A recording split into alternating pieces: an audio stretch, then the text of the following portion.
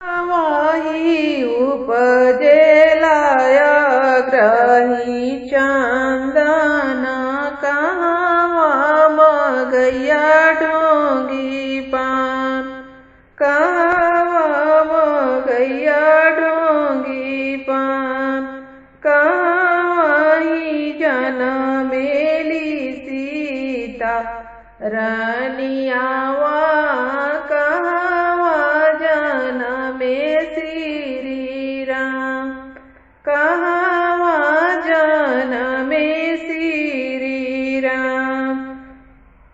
उपराही जनमेलाय ग्रह चंदन नीचवा मगैया ढोंगी पान, नीचवा मगैया ढोंगी पान।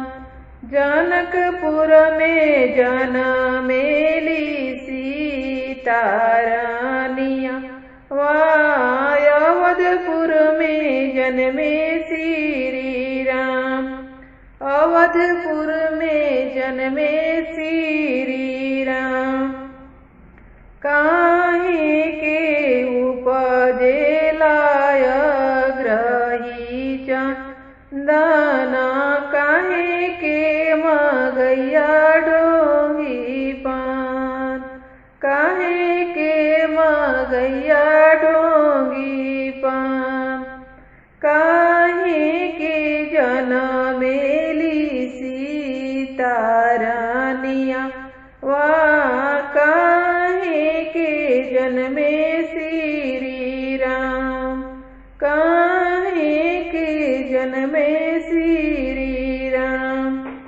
सिरावा लगन के उपजे ग्रही चंदन, मुखवा मगैया ढोंगी पान, मुखवा मगैया ढोंगी पान।